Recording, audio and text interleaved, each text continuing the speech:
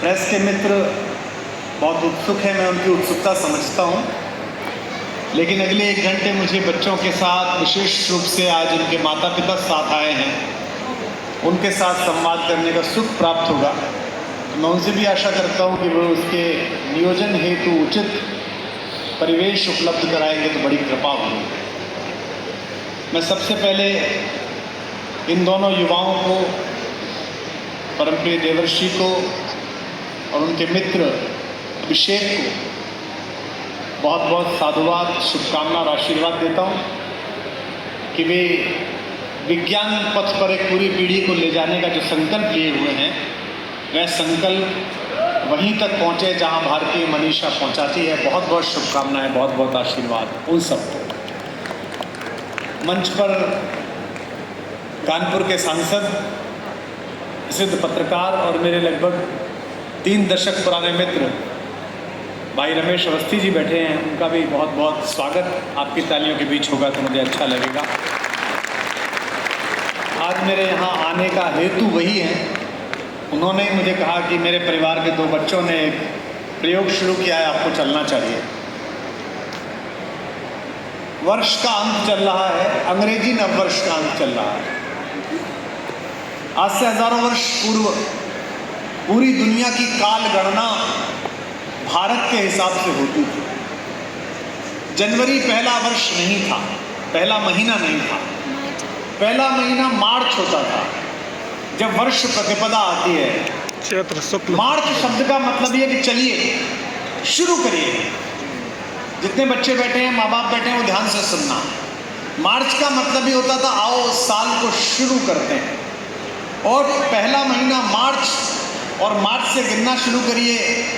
मार्च, अप्रैल, मई, जून, जुलाई, अगस्त, फिर आता था 7वां महीना सितंबर।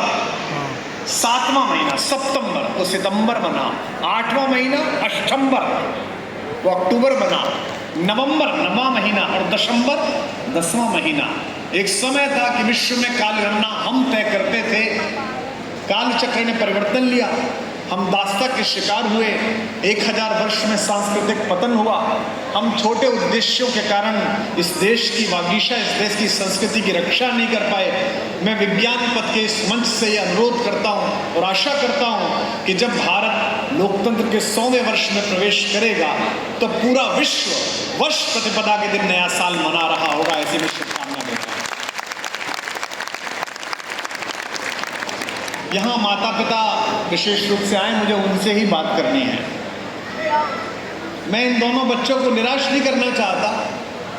मैं जब भी कभी गया, मैंने सबसे कहा कि मैं मूलतः कोचिंग व्यवस्था के विपरीत व्यक्ति हूँ। मैंने इंजीनियरिंग की तैयारी की तो बिना कोचिंग के की। जो 11वीं 12वीं के मेरे अध्यापक थे वो सक्षम थे कि हमें IIT निकाल सकते थे, REC पहुँचा सकते थे। बच्चों को पढ़ाना, बच्चों को स्वास्थ्य देना, अच्छी सड़क देना, अच्छी बिजली देना, यह सब स्टेट का काम है, राज्य व्यवस्था का काम है, जिसके प्रतिनिधि सांसद जी बैठे हैं। इसी के लिए हम टैक्स देते हैं। मैंने कविता लिखी, मेरे कविता लिखने में राज्य का कोई योगदान नहीं था।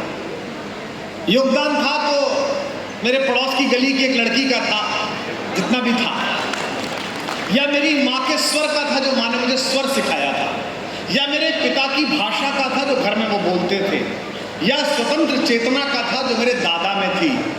इसमें राज्य व्यवस्था का कोई योगदान नहीं था। उस समय जो मुख्यमंत्री बने, श्रीपति मिश्र हो, वीर बहादुर सिंह हो, प्रधानमंत्री बने VP सिंह, इंदिरा गांधी, उन्होंने मुझे कवि बनाने में कोई मेहनत नहीं की। और मैं जब कवि बन गया, पैसे कमाने लगा, और जिस दिन 1 करोड़ रुपए कमाए तो राज्य ने कहा कि 33 करोड़ रुपए मुझे दे दो। तो मैंने राज्य से पूछा कि आपको क्यों दे दूं? बोले आपने कमाए हैं, हमें दो। तो मैंने कहा इस योग्य बनाने में आपका तो कोई योगदान नहीं था, आपने तो इसमें अड़चन डाली। बोले नहीं, आप नागरिक हैं, इस 33 करोड़ से हम सुनिश्चित करेंगे कि आपके बच्चों की शिक्षा हो सके, आपके बच्चों का स्वास्थ्य ठीक हो सके, आपके बच्चों के लिए सड़क मिल सके। आज मैं हाईवे पर चढ़ता हूँ तो गाड़ी लेकर चलता हूँ तो टोल वाला मिल जाता, कहता 500 रुपये दो। मैं कहता हूँ 33 लाख रुपए दे के आए हो। बोले नहीं, वो अलग थे, नए दो। मैं अस्पताल जाता हूँ तो सरकारी अस्पताल में पता है कि जाने के बाद आप मोक्ष ही प्राप्त कर सकते हैं, बीच में कोई मार्ग नहीं है। तो मुझे जाना पड़ता है प्राइवेट अस्पताल। वो कहता है कि 10 लाख रुपए दो, 20 लाख रुपए दो स्टंट डालने के। मैं कहता हूं मैंने पैसे दिए थे। बोले नहीं नहीं, वो आपने अलग दिए थे, हमें अलग दो। मैं शिक्षा पर आता हूं, सरकारी विद्यालय आपको कहां पहुंचाते हैं आपको पता है। तात्पर्य यह है कि जब स्टेट फेल हुआ, जब राज्य की व्यवस्थाएं फेल हुई, तब हमारे समाज के कुछ नागरिकों ने यह सोचा कि भाई बच्चों को तो पढ़ना ही है, लोगों को तो स्वास्थ्य पाना ही है, आओ हम इस जिम्मे को उठाते हैं। मैं उन सबको बहुत आशीर्वाद देता हूं जिन्होंने एक फेल स्टेट की जिम्मेदारी समझकर एक बड़े देश के निर्माण की जिम्मेदारी अपने कंधों पर ली, अपनी भाषा। ये जितने बच्चे, हमारा सबसे पॉपुलर शो जो होता है विदेश में, वो कैलिफोर्निया में होता है। दुनिया के हर देश में टिकट बेचने में 20 दिन लगते हैं। कुमार विश्वास का शो है, 6000 की सीट है, 5000 की सीट है, $200 का टिकट है, $100 का टिकट है, देर लगती है। कैलिफोर्निया में जिस दिन शो लॉन्च होता है उस दिन शो बिक जाता है। कारण आयोजक सिर्फ इतना करता है कि गूगल में, एडोब में, फेसबुक में एक मेल ब्लास्ट करता है, कुमार विश्वास आ रहा है, जो भी भाषा मेरे बारे में लिखता है, वो युग कवि, लीजेंड ऑफ पोइट्री, फला डिमका, और अर्ली बर्ड्स को $20 का ऑफ मिलेगा, $30 का ऑफ मिलेगा, और दोपहर होते होते 3000 टिकट बिक जाते हैं। वो टिकट कौन खरीदता है? वो टिकट खरीदते हैं हिंदुस्तान के IIT, IIM, NIT से गए हुए बच्चे जो विश्व में अपनी प्रतिभा का लोहा मनवा रहे हैं। विज्ञान पथ से केवल इतना अनुरोध है कि इस रास्ते पर, और माँ बापों से अनुरोध है कि जिन बच्चों का हाथ पकड़कर ये अध्यापक चलेंगे, जिनसे मैंने पूछा था, इस यात्रा में इतनी गति प्राप्त मत कर लेना कि देश की सीमाएं छोड़कर किसी दूसरे देश में जाकर वहां की समृद्धि लाओ, इसी देश की समृद्धि लाना। मैं ये चाहता हूं। हम कुछ लोग बचे हैं जो सच बोल रहे हैं, हमसे लोग बहुत नाराज हैं, धमकियां हैं, पड़ोसी देश धमकी देता है, खालिस्तानी धमकी देते हैं, और लोग भी धमकी देते हैं। सरकार को लगता है कि मेरी सुरक्षा को खतरा है, तो केंद्र सरकार भी कहती है इन्हें सुरक्षित रखो, राज्य सरकार भी चिंता करती है। मैं कई बार अकेले में सोचता हूं, जब ये 25-30 लोग साथ चलते हैं, कि मैंने ऐसा क्या अपराध किया, मैंने ऐसी क्या गलती की। मैंने फिल्मों में गाने लिखे, फिल्में लिखी, ग्वालियर में इतनी बार आया हूं, मैंने आज तक नहीं बताया माइक से कि मैंने फिल्में लिखी, क्योंकि वो कोई बहुत अच्छा काम नहीं था। काम आया, पैसे मिल रहे थे, लिखनी थी, लिख दी। आखिरी जो फिल्म लिखी उसे ही फिल्म फेयर मिला, 10वीं, अभिषेक बच्चन जी के लिए, उसके डायलॉग लिखे, स्क्रिप्ट लिखी। अभी जो फिल्म के गाने लिखे, उसके गाने में सबके चुनाव लड़े गए, इनका चुनाव भी उसी के गाने में लड़ा गया, विश्व कप भी उसमें लड़ा गया। मिशन रानीगंज, हम साथ चले तो जीतेंगे, भी प्राग ने गाना गाया, अभी भी लिख रहा हूँ। अगर मैं वहीं रहता, उन्हीं की बोली बोलता, hi bro, hello bro, brand पहनता, चार्टर लेके चलता, शादियों की खबरें आती, पहली फेल हो गई कुमार विश्वास की, दूसरी से डेट कर रहे हैं, तीसरी फेल हो गई, चौथी से डेट कर रहे हैं। मैं भी गुटके का विज्ञापन करता, ज़बा कैंसरी। आपकी तालियां उठनी चाहिए।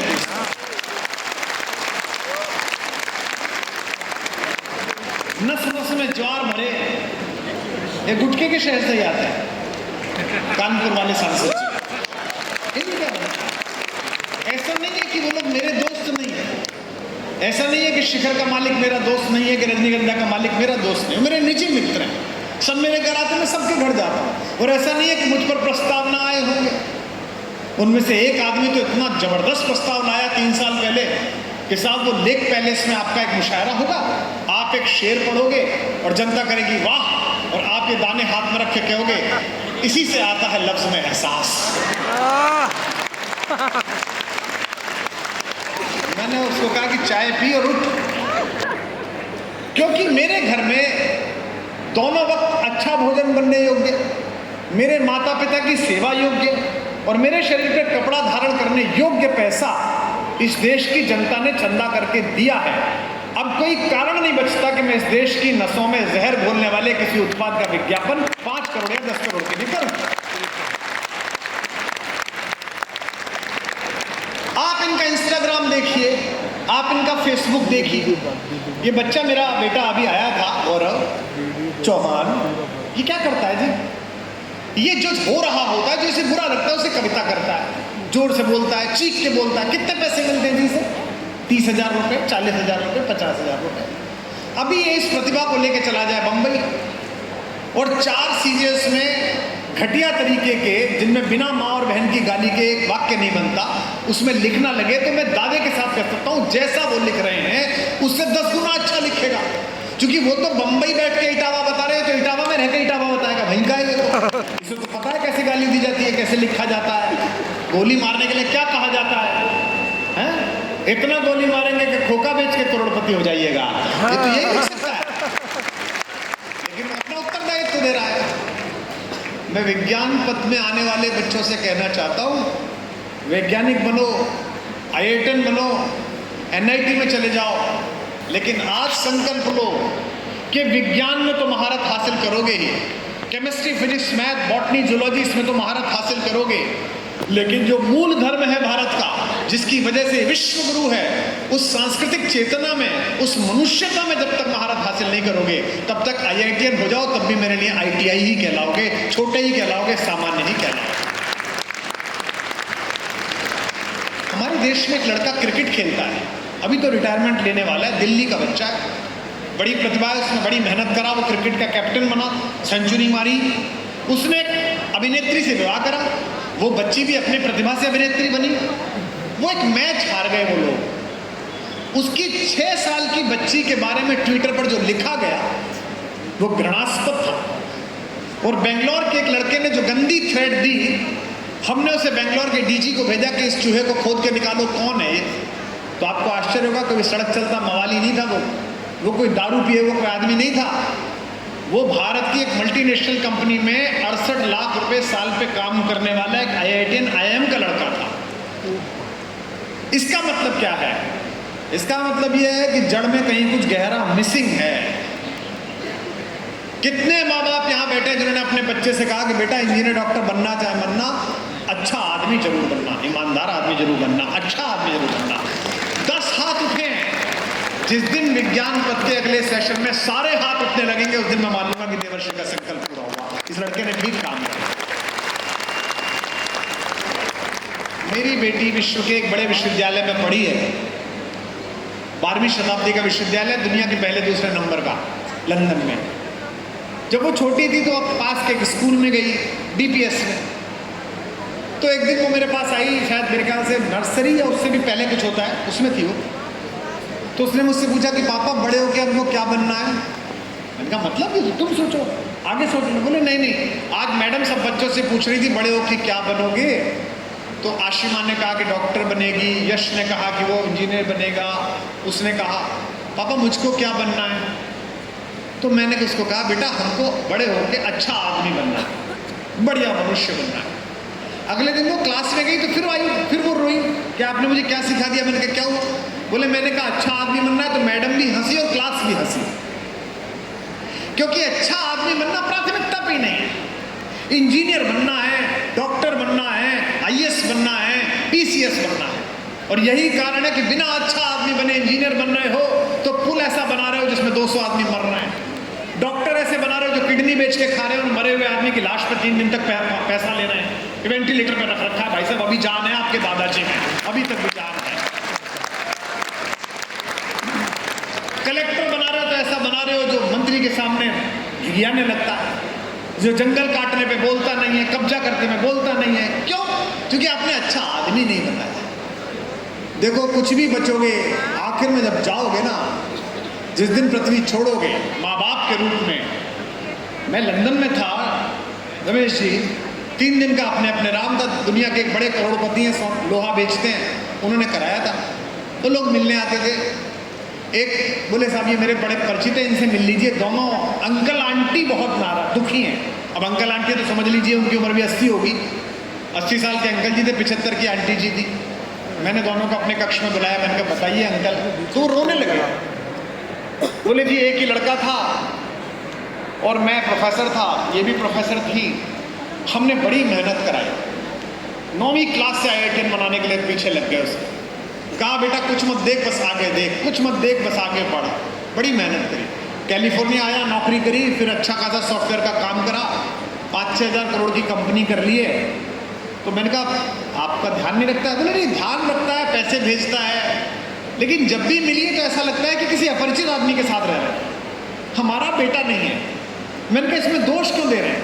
आप ही ने तो उससे कहा था सब कुछ छोड़ के आगे बढ़, वो आपको भी छोड़ के आगे बढ़ गया, उसे आदत ही सिखाई गई थी आपके द्वारा। तो यहाँ बैठे हुए बच्चों, बहुत आगे बढ़ो। IIT क्या, तुम मुझे MIT में मिलो। MIT क्या, मैं जिस दिन गूगल जाऊं तो मुझे गूगल के हेड के रूप में मिलो। गूगल क्या, जिस दिन मुझे भगवान करे व्हाइट हाउस में अपने अपने राम करने का मौका मिले तो व्हाइट हाउस में बैठे हुए तुम मिलो। ऐसी मेरी शुभकामनाएं हैं। लेकिन भारतीयता और मनुष्यता मत छोड़ना, क्योंकि कोई कहने नहीं आएगा, सब डरे हुए हैं, सबके मुंह पर ताला है कि आपको मुख्य धारा से काट दिया जाएगा। सबको पद्मश्रीयों की चिंता है, सबको नेताओं के मनने और रूठने की चिंताएं हैं। ऐसे समय में मुश्किल लोग हैं जो ये कह रहे हैं आपसे, ये बच्चियां बैठी हैं, ये बेटियां बैठी हैं, ये लड़के बैठे हैं।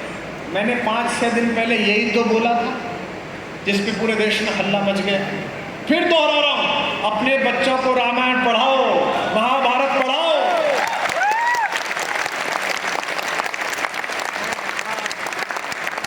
उनकी नाराजगी पीछे वाले हिस्से से नहीं थी, उनकी नाराजगी आगे वाले हिस्से से। मुझको जहाज में मिल जाता है आदमी, 35-40 साल का एक आदमी मिला, वेल कुमार जी जी हम तो आपके बड़े फैन थे। मैंने कहा थे का मतलब नहीं, वो पहले आप अच्छा था, वो दीवाना कहता है वो सब, आप कहाँ राम वाम में पड़ गए।